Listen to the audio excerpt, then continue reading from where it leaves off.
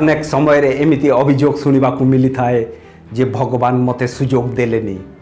प्रकृत में बंधुगण भगवान सुजोग देवाई कौन सी मनीष प्रति कौन सी प्रकार भेदभाव कर समस्त को समान सुजोग दे था। जदि भूल कौटी रही जाए थाए ताहेले से भूलटी थाए से सुजोग को ठीक भाव न चिन्हवा राइट समय रे तारी उपरे काम न करिबा ठीक निर्णय न नेबा किछि लोक करि थांती आ जो माने ठीक समय रे ठीक पदक्षेप नहीं थांती राइट डिसीजन नहीं थांती से माने जीवन रे बहुत आग को चली जाई थांती। नमस्कार बंधुगण, मो ब्रजेंद्र मिश्र आपण मानकु स्वागत करुछि आपणक ब्रजेंद्र चैनल रे। आसंतु आज सुनिबा सेमिति कहानीटीए। राजा तांकरी किछि सैन्यक सहित जाई थांती शिकार को जंगल भीतर को। केतेबेले से बाटबणा हेई कि से सैन्यकोठू अलगा हेई जाइथिबे से जानी पारिबेनी। खरा समय खूब तांकु भोक भी लागुथबो, शोष लागुथबो, से रास्ता मध्य तांकु मिलु नथिबो।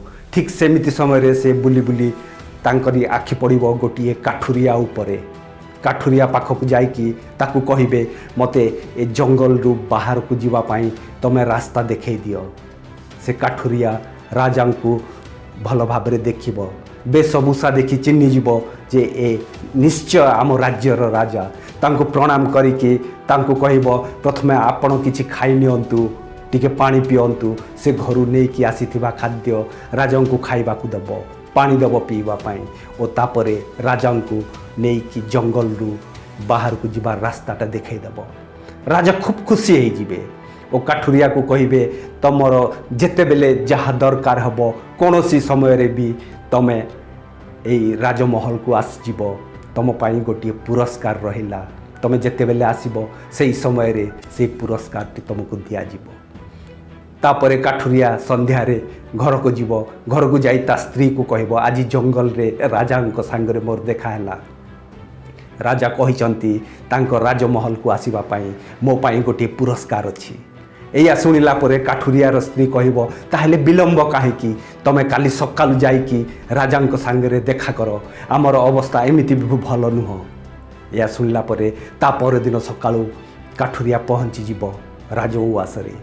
जाइकी सेठी कहबो मते राजा सांगरे साक्षात्कार करबा अछि। काली मोर देखा हितला जंगल रे राजा सहित ओ राजा मते कहिचंती राजउआस को आसीबा पाई। राजा पाखक खबर गला परे राजा सांगे सांगे ताकू भीतर को आसीबा पाई अनुमति देले।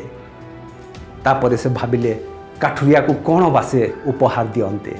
भाबिले काठुरिया ताकू गछ पत्रर तार ज्ञान अच्छी, तेणु तांको पाखरे थिबा गोटे विराट चंदन रो बगीचा ताकू ता नारे कर देबे ओ ताकू कहिबे आजिठू तमे एई चंदन बगीचार मालिक। एया सुनी कि काठुरिया खूब खुशी हे जिवो, खूब खुशी हे जिवो ओ जाइकी ता स्त्री को नै कि आसिकी सेई बगीचा रे रहिबाटा आरंभ करिवो। काठुरिया ताकू अन्य किछि काम जणा नाही, तेणु से जंगल बगीचारू गछ गुड़ाक हाणिकी ताकू जलेकी तार पाउंस करिकी ता कोइला से बिक्री करिबार लागिबो। बिक्री करी करी एमिति गोटे समय आसीबो हाथ गणता दी चारिटा चंदन गछ सेठी बाकी थिबो, सबुआड़े खाली कोइलार गदा थिबो। हठात दिने राजा मन को से काठुरिया कथा आसीबो। भाबिबे जाए थोड़े देखी आसे से चंदन बण को से काठुरिया केमिति भाबरे आउ आग को बढ़े कि नहीं छी। जेतेबेले से चंदन बण रे से पहुँचे देखिबे चारिआडे खाली कोइला गदा हेछि, चंदन गछर कौनसी भी देखा नहीं। दी चारिटा गछ अच्छी आउ किछि नाही। राजा भाबिबे ए काठुरिया कौन करदेला, ताकू तो मु एते बड़ गोटी चंदन बण देइथिली, से कौन करुछि। तापरे से काठुरिया देखिबो राजा को आसिकी राजा को प्रणाम करिवो। राजा पचारिबे तू कौन कलु ए चंदन बणर। तापरे सुनिला परे से काठुरिया कहबो बहुत बहुत धन्यवाद महाराज, आमे तो आम पाखरे किछि भी नथिला, किंतु जो दिनठू आपण ए बगीचा मते देइछंती से दिनठू मु ए काठ हाणी हाणी की ए काठर कोइला तैयारी करे कि मु बाजार रे बिक्री करूची ओ भल दी पैसा रोजगार करूची। राजा सबू बुझीजे बुझी जाइए से काठुरिया को किसी कहबेनि ताकू कहे से पड़ी गोटे छोटिया चंदन काठ से उठाई काठुरियार हाथ में देवे कहे तू यही काठटा नहीं कि बजार में बिक्री करके आस और मत कहबू तोते केते पैसा मिलला। काठुरिया जीव जाइए से छोटिया काठ पीसटा बजार में बिक्री करिवो और ता बदल ताकू जो पैसा मिलबो से बुझीज जे से निजे ता हाथ में कौन कर देछि ताकू सबू भल भाव से भाविव जे से ता जीवनटा निजे बर्बाद कर देछि। तापरे आसिकी राजा को क्षमा मागिब हे राजन आपण तो मो हाथ में गोटे हीरा दे देथिले किंतु मु ताकू गोटे लुहा भाविकी काम करिछि। बंधुगण कहानी राजा चंदन बगीचा चंदन गछर नुह कहानीटी होछि आपणकर मोर आम समस्तंकर प्रकृत रे से चंदन बगीचा होछि आमरी एई शरीर आउ से चंदन गछटी होछि से प्रत्येकटी निश्वास जोटा आमे नौछु ओ छाड़ुछु।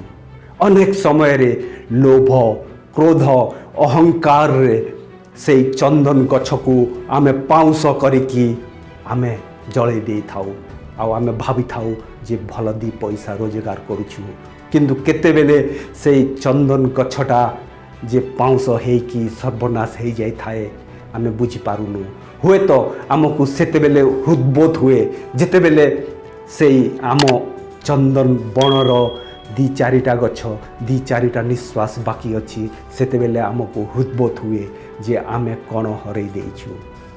तेणु अनुरोध बंधुगण समयर सत् उपयोग करंतु बहुत भाग्य आमको ए मनीष जीवन मिली।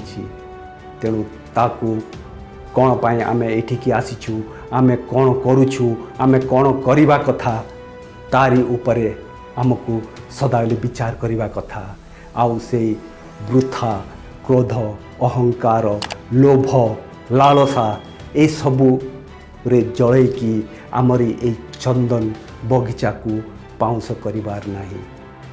हो बंधुगण कहानीटा जदि आपण को पसंद आसी ताहले लाइक करंतु सब्सक्राइब करंतु पुणी देखाबा आगामी अध्याय आउ गोटे कहानी को लेकिन सेतेबेले जाय विदाय दियंतु पुणी देखाबा।